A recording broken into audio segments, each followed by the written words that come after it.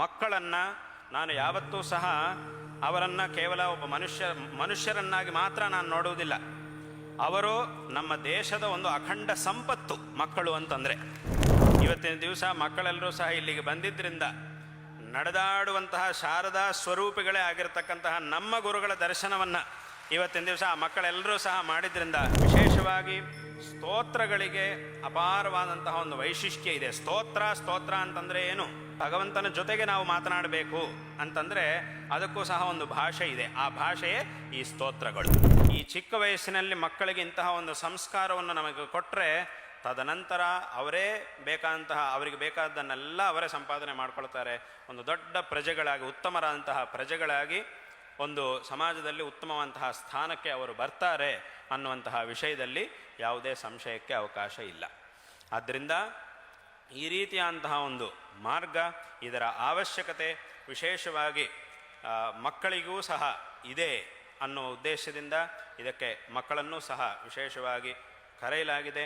ಹಾಗೆ ಈ ಅನೇಕ ಜನ ಮಕ್ಕಳು, ಈ ಎಲ್ಲ ಮಕ್ಕಳೂ ಸಹ ಅನೇಕ ವರ್ಷಗಳಿಂದ ವಿಶೇಷವಾಗಿ ಶಾರದಾ ಪ್ರಸಾದವನ್ನು ಪಡ್ಕೊಳ್ಳುವಂತಹ ಒಂದು ಭಾಗ್ಯವನ್ನು ಪಡೆದಿದ್ದಾರೆ.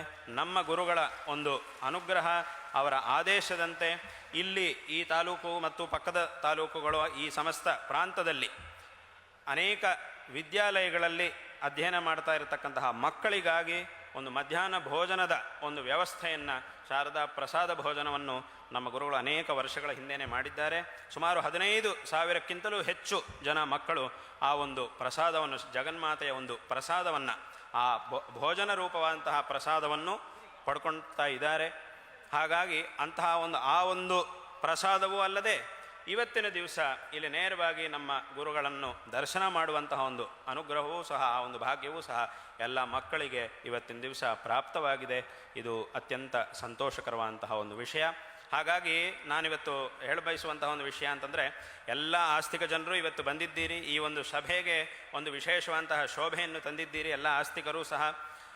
ಅದೇ ರೀತಿ ಮಕ್ಕಳಿಂದ ಇನ್ನೂ ಒಂದು ವಿಶೇಷವಾದಂತಹ ಶೋಭೆ, ಇಷ್ಟು ಜನ ಸಾವಿರಾರು ಮಕ್ಕಳಿಂದ ಒಂದು ವಿಶೇಷವಾದಂತಹ ಒಂದು ಶೋಭೆ ಇವತ್ತಿನ ದಿವಸ ಈ ಒಂದು ಕಾರ್ಯಕ್ರಮಕ್ಕೆ ಬಂದಿದೆ ಅನ್ನೋದು ಅತ್ಯಂತ ಸಂತೋಷಕರವಾದಂತಹ ಒಂದು ವಿಷಯ. ಯಾಕೆಂತಂದರೆ ನಾನು ಯಾವಾಗಲೂ ಹೇಳುವುದುಂಟು, ನಾನು ಶಾಲೆಗೆ ಹೋಗುವಂತಹ ಮಕ್ಕಳನ್ನು ಅಥವಾ ಇಲ್ಲಿರ್ತಕ್ಕಂತಹ ಮಕ್ಕಳನ್ನು, ನಮ್ಮ ದೇಶದ ಮಕ್ಕಳನ್ನು ನಾನು ಯಾವತ್ತೂ ಸಹ ಅವರನ್ನು ಕೇವಲ ಒಬ್ಬ ಮನುಷ್ಯರನ್ನಾಗಿ ಮಾತ್ರ ನಾನು ನೋಡುವುದಿಲ್ಲ.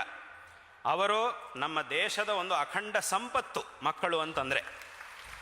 ಹಾಗಾಗಿ ನಾನು ಅವರನ್ನು ಅದೇ ದೃಷ್ಟಿಯಲ್ಲಿ ನೋಡುವುದು. ಆ ಸಂಪತ್ತನ್ನು ನಾವು ವೃದ್ಧಿಗೊಳಿಸಬೇಕು. ನಮ್ಮ ದೇಶದ ಒಂದು ಸಂಪತ್ತಾಗಿರ್ತಕ್ಕಂತಹ ಮಕ್ಕಳನ್ನು ನಾವು ವೃದ್ಧಿಗೊಳಿಸಿದರೆ, ಅಂದರೆ ಏನು ವೃದ್ಧಿಗೊಳಿಸುವುದು ಅಂತಂದರೆ ಉತ್ತಮವಾದಂತಹ ವಿದ್ಯೆ ಮತ್ತು ಉತ್ತಮವಾದಂತಹ ಒಂದು ಸಂಸ್ಕಾರ ಅದು ಅವರಿಗೆ ಸಿಗುವ ಹಾಗೆ ಮಾಡಿ ಅವರನ್ನು ನಾವು ವೃದ್ಧಿಗೊಳಿಸಿದರೆ ತದ್ವಾರ ನಮ್ಮ ದೇಶವೂ ಸಹ ವಿಶೇಷವಾದಂತಹ ಅಭಿವೃದ್ಧಿಯನ್ನು ಹೊಂದುತ್ತೆ. ತದ್ವಾರ ಎಲ್ಲರಿಗೂ ಸಹ ಒಳ್ಳೆಯದಾಗುತ್ತೆ ಅನ್ನುವಂತಹ ಒಂದು ಅಭಿಪ್ರಾಯದಿಂದ ಇವತ್ತು ವಿಶೇಷವಾಗಿ ಮಕ್ಕಳನ್ನೂ ಸಹ ಇಲ್ಲಿಗೆ ಆಹ್ವಾನಿಸಿದ್ದೇವೆ. ಅವರೂ ಸಹ ಇವತ್ತು ಇಲ್ಲಿಗೆ ಬಂದಿದ್ದಾರೆ. ವಾಸ್ತವವಾಗಿ ಮುಂದೆ ಮಕ್ಕಳಿಗೆಲ್ಲರಿಗೂ ಸಹ ಪರೀಕ್ಷೆಗಳು ಹತ್ತಿರದಲ್ಲಿವೆ, ಪರೀಕ್ಷೆಗಳು ಇವೆ ಅವರಿಗೆ. ಇನ್ನು ಸ್ವಲ್ಪ ದಿವಸಗಳಲ್ಲಿ ಅವರಿಗೆ ಪರೀಕ್ಷೆಗಳು ಸಹ ಪ್ರಾರಂಭ ಆಗುತ್ತೆ. ಆದರೆ ಆ ಒಂದು ಪರೀಕ್ಷೆಗಳಲ್ಲಿ ಇವತ್ತಿನ ದಿವಸ ಮಕ್ಕಳೆಲ್ಲರೂ ಸಹ ಇಲ್ಲಿಗೆ ಬಂದಿದ್ದರಿಂದ ನಡೆದಾಡುವಂತಹ ಶಾರದಾ ಸ್ವರೂಪಿಗಳೇ ಆಗಿರತಕ್ಕಂತಹ ನಮ್ಮ ಗುರುಗಳ ದರ್ಶನವನ್ನು ಇವತ್ತಿನ ದಿವಸ ಆ ಮಕ್ಕಳೆಲ್ಲರೂ ಸಹ ಮಾಡಿದ್ರಿಂದ ಆ ಸಕಲ ವಿದ್ಯಾಧಿ ದೇವತೆ ಆಗಿರತಕ್ಕಂತಹ ಜಗನ್ಮಾತೆಯ, ಯಾಕಂದರೆ ನಮಗೆ ವಿದ್ಯೆ ಸಿಗಬೇಕು ಅಂತಂದ್ರೇ ಅದಕ್ಕೆ ಆ ಜಗನ್ಮಾತೆ ಶಾರದಾಂಬೆ ಅನುಗ್ರಹ ಬೇಕು. ಹಾಗಾಗಿ ಅಂತಹ ಅಮ್ಮನವರ ಸ್ವರೂಪಗಳೇ ಆಗಿರ್ತಕ್ಕಂತಹ ನಮ್ಮ ಗುರುಗಳ ಒಂದು ಪವಿತ್ರವಾದಂತಹ ದೃಷ್ಟಿ, ಆ ಕಟಾಕ್ಷ ದೃಷ್ಟಿ ಅವರೆಲ್ಲರಿಗೂ ಸಹ ಸಿಕ್ಕಿರುವುದರಿಂದ ಖಂಡಿತವಾಗಿಯೂ ಆ ಪರೀಕ್ಷೆಗಳಲ್ಲೂ ಅವರಿಗೆ ಉತ್ತಮವಾದಂತಹ ಅಂಕಗಳು ಸಿಗುತ್ತೆ ಅನ್ನುವಂತಹ ವಿಷಯದಲ್ಲಿ ಯಾವುದೇ ಸಂದೇಹಕ್ಕೆ ಅವಕಾಶ ಇಲ್ಲ. ಆದ್ದರಿಂದ ವಿಶೇಷವಾಗಿ ಎಲ್ಲ ಮಕ್ಕಳಿಗೆ ಈ ಸಂದರ್ಭದಲ್ಲಿ ನಾವು ಆಶೀರ್ವಾದಗಳನ್ನು ಮಾಡ್ತಾ ಇದ್ದೇವೆ. ಈ ಒಂದು ಆ ಸ್ತೋತ್ರ ಸಮರ್ಪಣೆ, ವಿಶೇಷವಾಗಿ ಸ್ತೋತ್ರಗಳಿಗೆ ಅಪಾರವಾದಂತಹ ಒಂದು ವೈಶಿಷ್ಟ್ಯ ಇದೆ. ಸ್ತೋತ್ರ ಅಂತಂದರೆ ಏನು?